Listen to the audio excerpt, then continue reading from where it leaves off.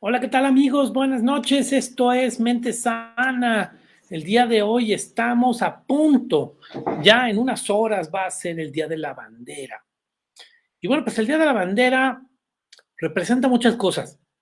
El Día de la Bandera, 24 de febrero, fue declarado así en 1968. Desde los años 30 ya se estaba declarando una serie de leyes, una serie de reglamentos acerca del cumplimiento de lo que sería la bandera.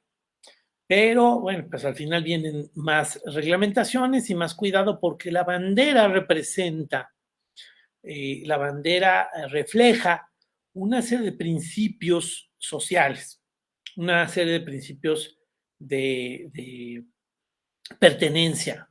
También ha sido un emblema internacional en las guerras. Entonces, al final es por eso que no es algo trivial la existencia de la bandera, la existencia de su reglamento y el cumplimiento de las leyes alrededor de la bandera. Y bueno, pues precisamente vamos el día de hoy a hablar acerca de la bandera, algunas reflexiones interesantes a lo largo de la historia de lo que es precisamente el Día de la Bandera. Y pues rápidamente vamos a platicar acerca de algunas anécdotas interesantes. También vale recordar que el día de ayer, el 22 de octubre, se celebró o se da el aniversario del asesinato de Francisco Madero.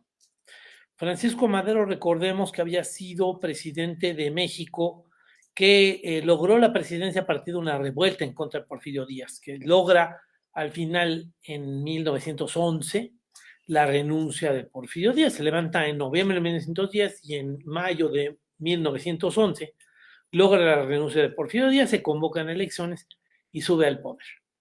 Pero Francisco Madero después vive una suerte de campañas de desprestigio, de medios inconformes, porque al final también pues, Porfirio Díaz les pagaba a los medios, le pagaba a grupos que se dedicaban a hacer periódicos, y bueno, pues al final los periódicos se dedican a estar atacando a Madero, y finalmente eso va a justificar o va a permitir que haya una pequeña minoría que se siente capaz de dar un golpe de Estado y van a dar el golpe de Estado, van a hacer que obliguen a renunciar a Francisco Madero, pero finalmente lo van a asesinar en Lecumberri. Ahí en el dibujo, bueno, pues se refleja lo que sería la cárcel de Lecumberri, que está por allá por el aeropuerto, y ahí finalmente lo van a matar. Y bueno, pues esta es parte de lo que también debemos recordar en estos días, porque es verdaderamente trágico lo que sería lo que le pasó a Francisco Madero. Bueno, vamos a hablar acerca de la bandera. La bandera puede tener diferentes tamaños. Por supuesto que puede tener diferentes tamaños, pero tiene que guardar ciertas proporciones legalmente. Por ejemplo, dentro de lo que sería la dimensión a lo largo, tiene que tener siete medidas partiendo del resto de proporciones. Por ejemplo, pues estas siete medidas permiten que lo que sea la proporción de los colores verde, blanco y rojo sean un tercio de esas siete proporciones, esas 7X. Y también el alto de la bandera sea 4 proporciones.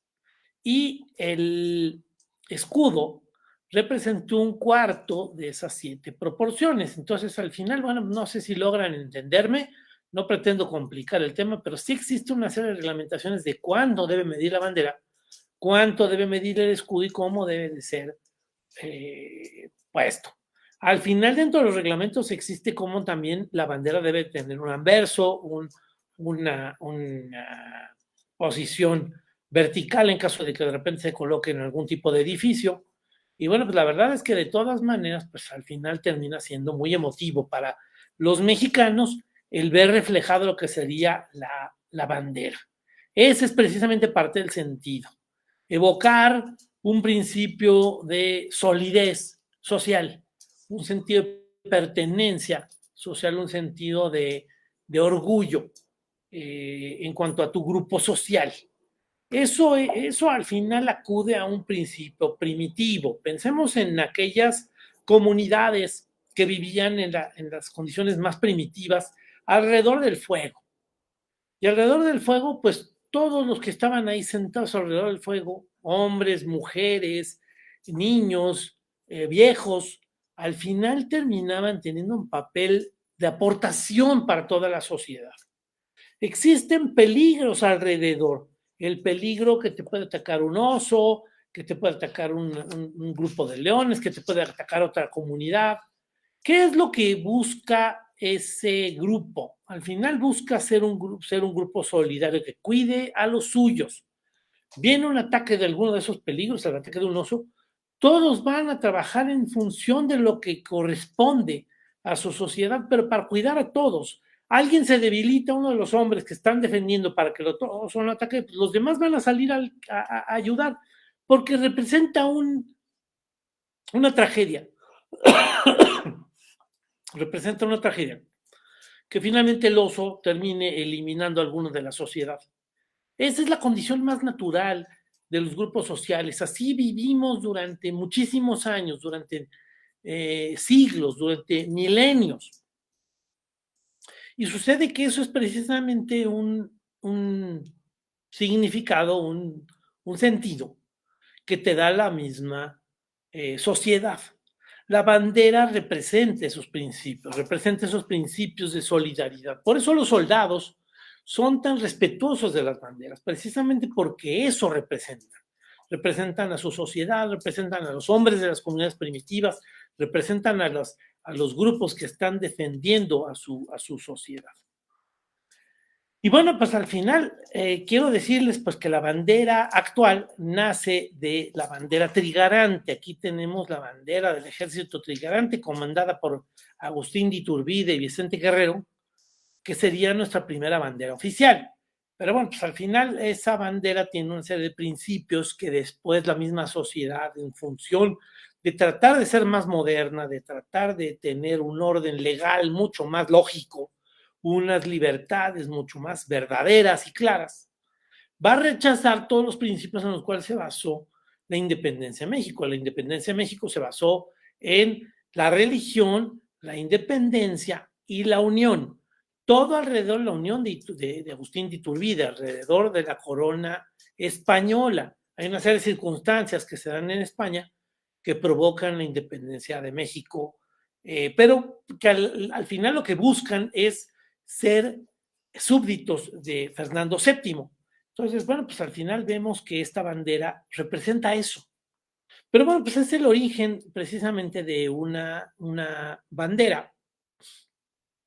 La bandera va a terminar siendo originada por estos colores que los vemos en diagonal, pero que después nos van a dar la bandera actual. Yo creo que vale la pena aquí destacar dos cosas dentro de las leyendas de la historia de la bandera. Uno de los principios básicos es entender la leyenda de las tribus nahuatlacas que salen de Nayarit. Son grupos nómadas que terminan llegando al altiplano de lo que sería el territorio actual de México, lo que sería el altiplano de Mesoamérica, al lago de Texcoco, y tienen una señal que les va a dar Huitzilopochtli. Y Huitzilopochtli les va a decir que aquel lugar donde encuentren una serpiente es que está siendo devorada por un águila, va a ser el lugar donde debe de fundarse la nueva ciudad para las tribus nahuatlacas. Entonces, al final, estas tribus que vienen nómadas desde el norte por todo lo que sería la costa del Pacífico, terminan llegando al altiplano mexicano, se encuentran con este símbolo en el lago de Texcoco y van a fundar la nueva sociedad. Eso se va a dar en 1325. Y ahí es donde se va a fundar la ciudad de Tenochtitlan, que es la que después representa la caída de los grupos originarios, de las comunidades originarias de Mesoamérica, a la hora de que los españoles terminan dominando a México Tenochtitlan en 1521. Van a pasar 300 años de colonia, cuando finalmente el cura Hidalgo, un cura que va a tener un gran sentido social. Eso es evidente en sus cartas, en sus acciones, en sus decretos. También muy molesto con las autoridades acomodaticias, porque particularmente Napoleón Bonaparte había invadido España. Napoleón había impuesto a su hermano en la corona española, y sucede que los gobiernos de América Latina, de la actual América Latina, de las colonias de la América Española, se acomodaron al nuevo rey.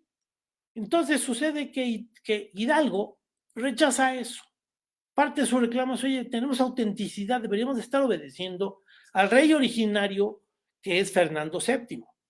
Y bueno, pues se va a levantar en armas, se va a levantar después de que es descubierta su conspiración, va a levantarse en contra de los grupos españoles acomodaticios que están obedeciendo a Napoleón, y finalmente va a hacer su grito de mueran los gachupines, refiriéndose a ese grupo acomodaticio que está obedeciendo a Napoleón Bonaparte. ¡Viva Fernando VII! Es parte de su grito. Y en la iglesia de Dolores, en el actual estado de Hidalgo, en el actual estado de Guanajuato, perdónenme, es Dolores Hidalgo en el estado de Guanajuato, sucede que el cura va a sacar su estandarte de la Virgen de Guadalupe, y con eso va a buscar identificar a todos los grupos de seguidores de su revuelta por una verdad que sería pues la independencia de los franceses. En esa condición de independencia es ahí donde, dentro de la historia que después nos dicen, oye, a ver, investígate todo lo que corresponde a la guerra de independencia y las banderas de México. Y bueno, pues notoriamente siempre aparece este estandarte de la Virgen de Guadalupe como uno de los emblemas de México, como una de las banderas de independencia. Después vamos a encontrar esta otra imagen. Esta es la imagen de Morelos. Morelos al final vuelve a representar, aquí es importante entender varias cosas. Una, por ejemplo, bueno, pues refleja al águila arriba de la serpiente, lo podemos ver aquí. Morelos va a continuar la guerra de Hidalgo. Es su labor que continúa en 1811 y va a continuar hasta 1814, en que es capturado y va a ser fusilado en Ecatepec. Pero sucede que dentro de toda su revuelta, él va a poner un águila con una corona. La corona corresponde a la corona española. Él obedece a Fernando VII. Lo que pasa es que al final, bueno, por un lado él va a luchar en contra de José Bonaparte y en contra de los gobiernos obedientes a José Bonaparte. Cuando José Bonaparte es expulsado de España, lo que él ahora reclama es que se debe de obedecer la ley y que el gobierno está puesto porque el pueblo lo necesita. El pueblo es el que impone al gobierno, el pueblo es el origen del poder. El poder dimana del pueblo.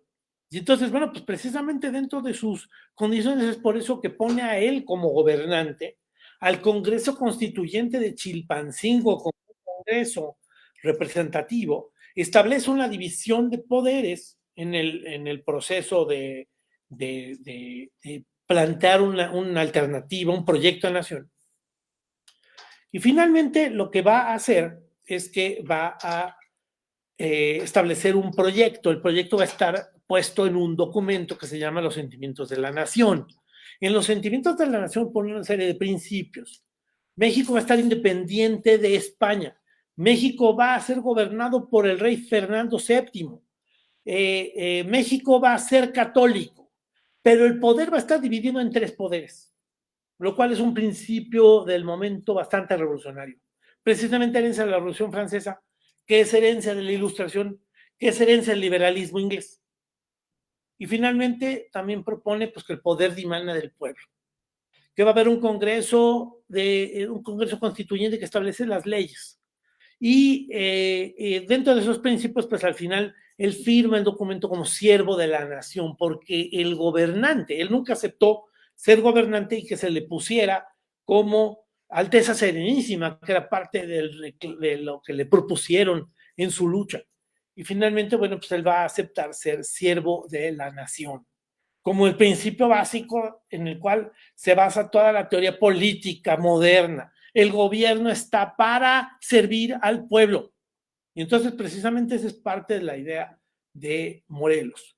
Morelos va a ser capturado y va a ser fusilado, como ya habíamos comentado, en Ecatepec. Iturbide va a subir al poder en 1821.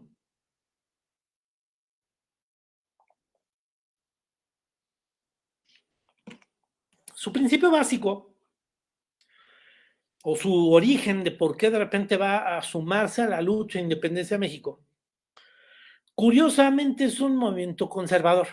Es un movimiento que trata de cambiar las cosas para que las cosas no cambien. Él ha perseguido durante 10 años, desde 1810, junto con José María Calleja, el que en su momento fue virrey, perseguidor de los insurgentes, va a perseguir a los insurgentes en México. Esa persecución va a ser bastante sangrienta y bastante atroz, va a terminar haciendo actos terribles. Él buscaba, por medio de un método de captura y de desmoralización de los insurgentes, un proceso que se llama diezmar a la población. Él llegaba a una población y si la población había pasado para los insurgentes y habían apoyado a los insurgentes, él mataba al 10% de la población, al azar, sin juicio. Y bueno, pues al final era como castigo por haber ayudado a los insurgentes. Curiosamente, este personaje desalmado, este personaje inescrupuloso, este personaje que no entiende nada de lo que sería la idea del liberalismo, tal vez defensor de su conservadurismo, aunque me parece también muy hipócrita, porque pareciera que por un lado sí es muy conservador y muy católico, pero por el otro pues tiene a su amante, la Güera Rodríguez. Y por el otro lado pues engaña a todo mundo, engaña a los insurgentes, engaña a los conservadores, engaña a los criollos, engaña a los peninsulares. Y finalmente él propone con otro engaño, pues que si en España el rey Fernando VII se le impuso la constitución y obedece una constitución, él puede independizar a México para que México no obedezca esa constitución y entonces suceda que el rey sea rey de México y en este lugar sea donde no obedezca una constitución, no haya división de poderes, el poder no dimane del pueblo, el rey no se someta a ninguna ley, sino que al final, pues aquí sería rey absolutista, como el rey que está puesto por Dios. Esa jugada no la entienden muchos, es difícil de entender si no entendemos el momento y si no entendemos que atrás de todo esto hay un proceso filosófico importante, un proceso ideológico grave, importantísimo dentro de lo que sería entender la independencia. Y finalmente Iturbide logra engañar a Vicente Guerrero, logra hacer que Vicente Guerrero crea que lo importante sea la independencia y que va a haber un congreso, es una promesa. Al final, él va a disolver el congreso, se va a coronar emperador y va a aprovecharse de esas condiciones para creer que él puede obtener un beneficio de toda esta coyuntura histórica. Parte de esta idea es una mezcolanza de dos ideas bastante mal entendidas. Una es cómo Brasil se convirtió en una monarquía independiente, Portugal, con la huida de los reyes de Portugal en la invasión napoleónica a la península, que finalmente van a obligar a que los reyes gobiernen desde Brasil todo el imperio portugués. Cuando finalmente Napoleón pierde, los reyes de Portugal se van a regresar y van a dejar a su hijo Pedro como gobernante de Brasil. Pero sucede que Pedro después va a declarar la independencia y se va a convertir en rey absoluto de Brasil. Esa idea a Iturbide le llama la atención. Por otro lado, tenemos un Napoleón Bonaparte, que surge de la revolución, era un plebeyo, era un soldado, y por méritos propios terminó llegando al poder y convirtiéndose en emperador. Entonces, al final, perdonen, amigos, déjenme, voy cerrando pantallas que no nos interesa ver. Permítanme un segundo porque tengo aquí una interrupción. Vamos a interrumpir un segundo, por favor.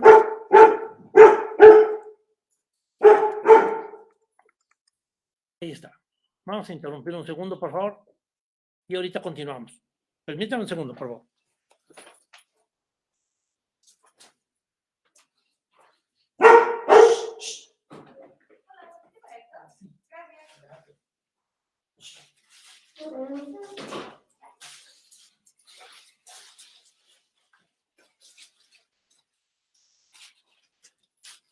Y bueno, amigos, perdónenme, por favor. Aquí no estamos exentos de interrupciones, pero bueno, ya estamos aquí.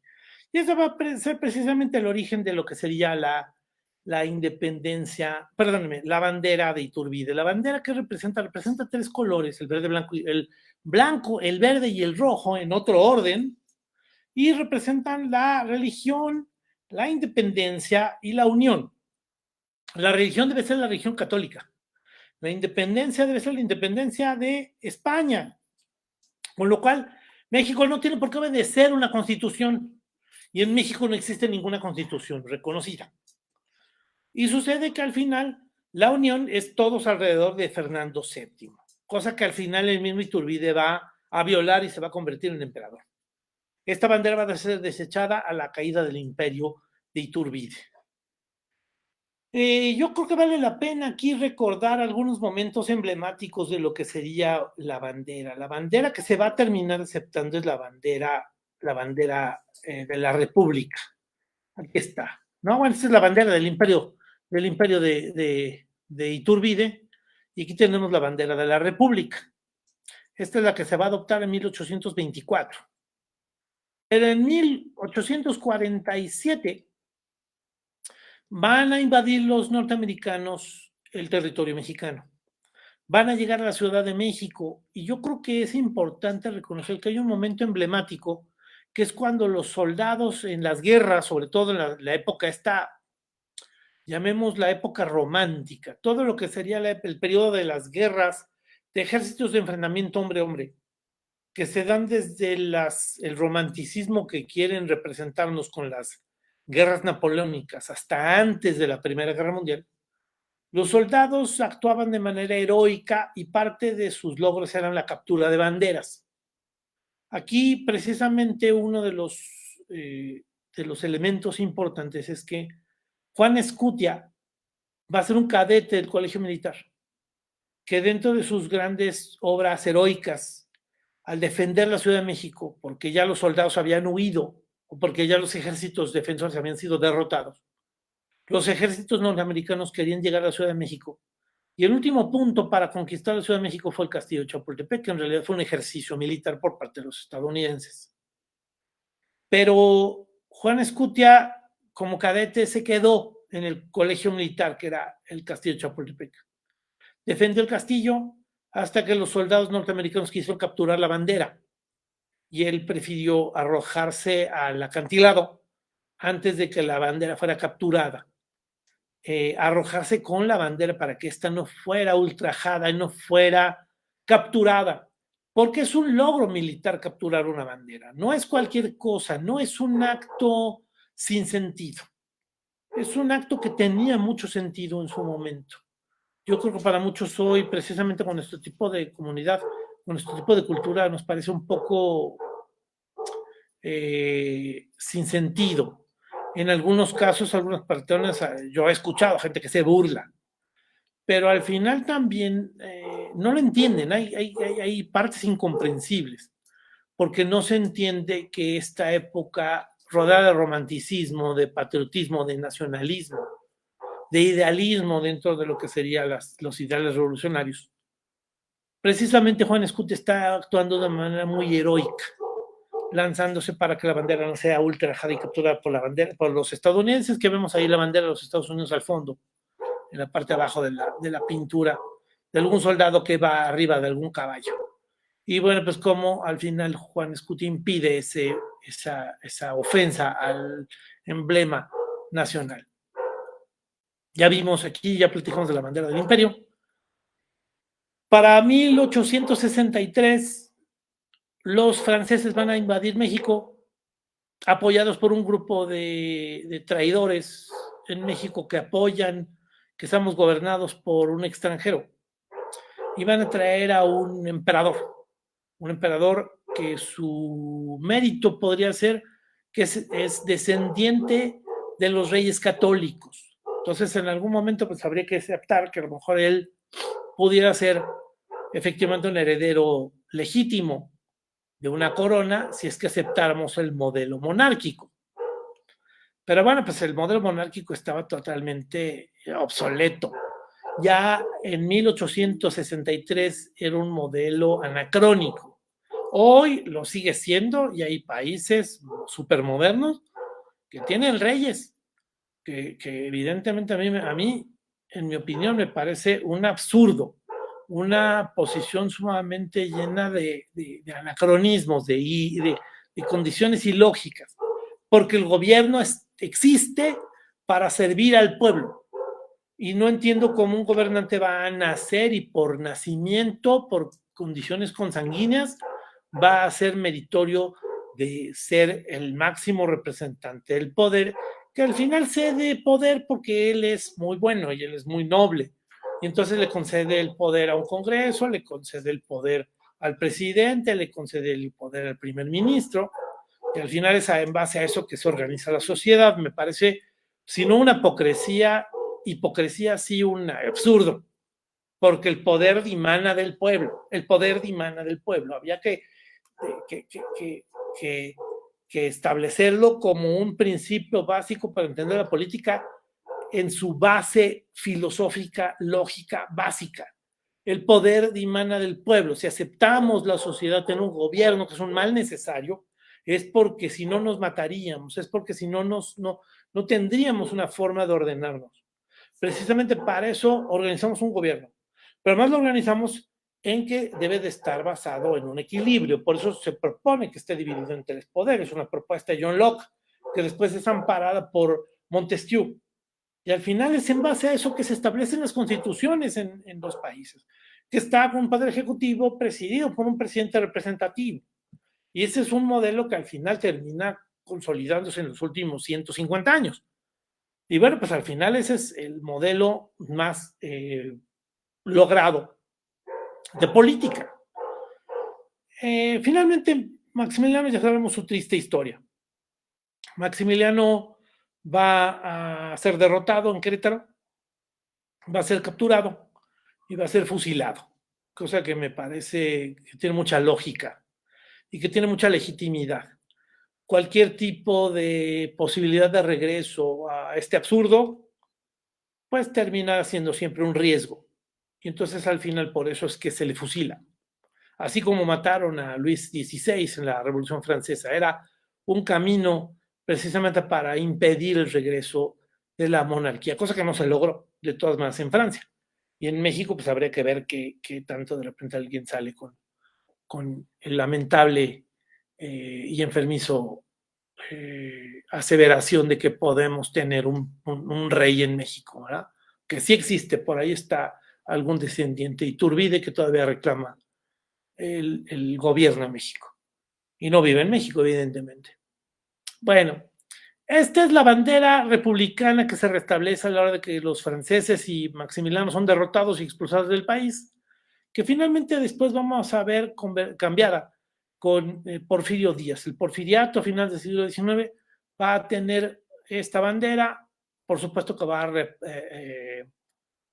recuperar muchos emblemas, entre otras cosas las hojas de olivo, el nopal en el cual está colocada el águila aquí está de frente, con las alas extendidas, devorando a la serpiente.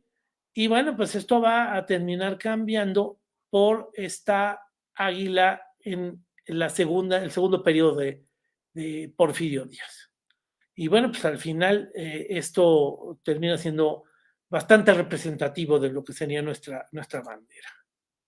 Otra anécdota que vale la pena destacar acerca de lo que sería la historia de la bandera es que en la Revolución Mexicana, finalmente después de que tiran a Porfirio Díaz, sube Madero, pero después Madero es asesinado y entonces se levantan varios grupos.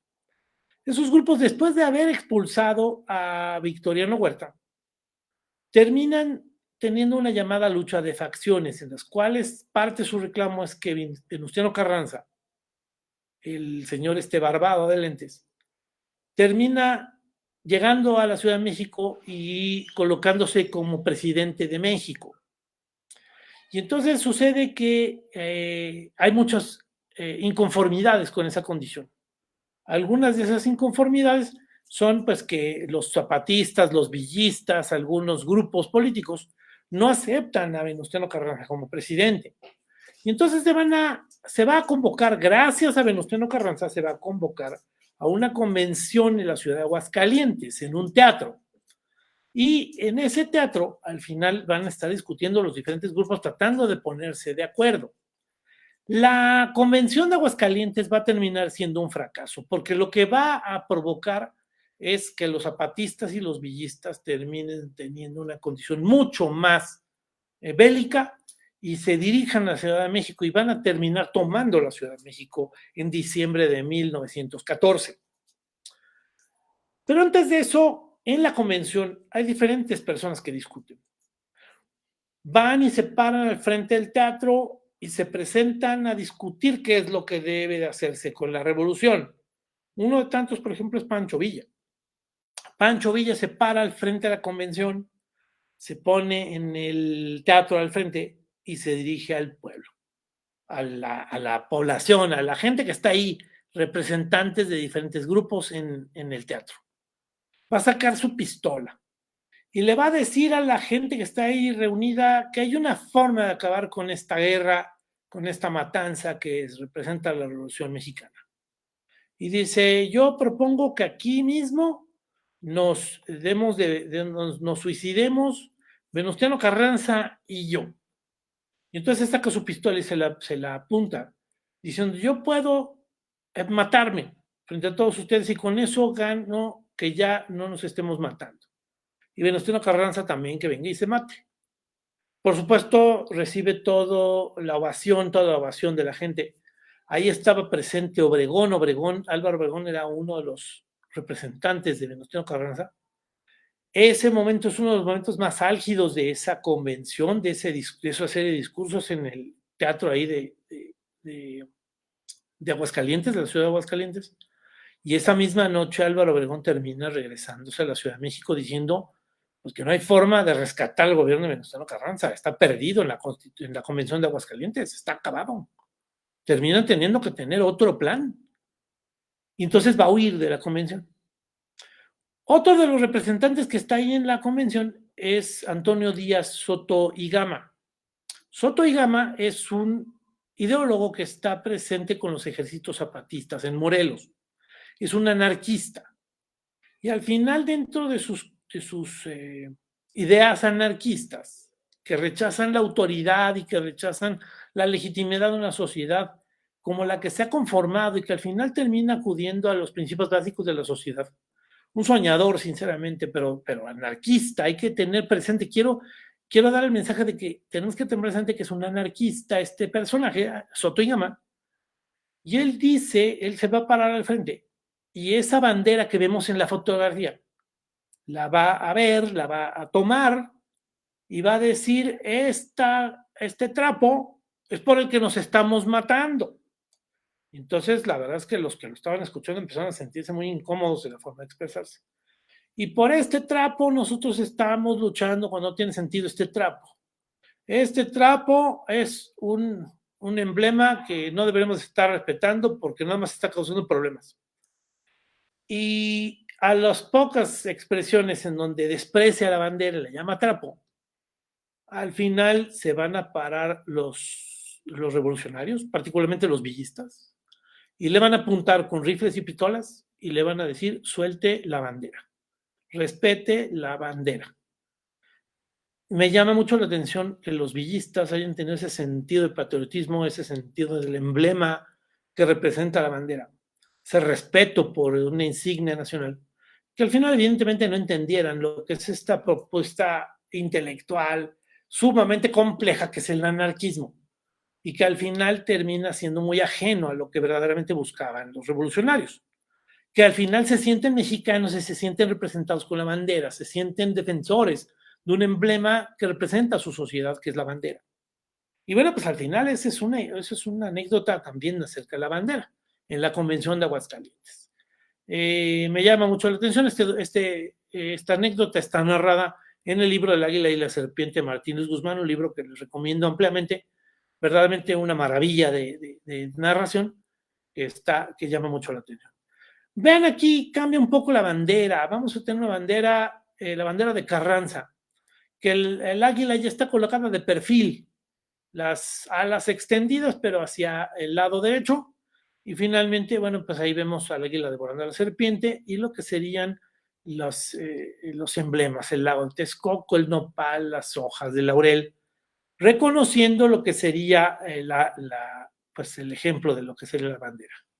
Aquí vemos la bandera que después fue aceptada en 1934. La revolución ha triunfado y aquí se han incorporado varios mensajes. Uno son las banderitas de color verde, blanco y rojo que están abajo.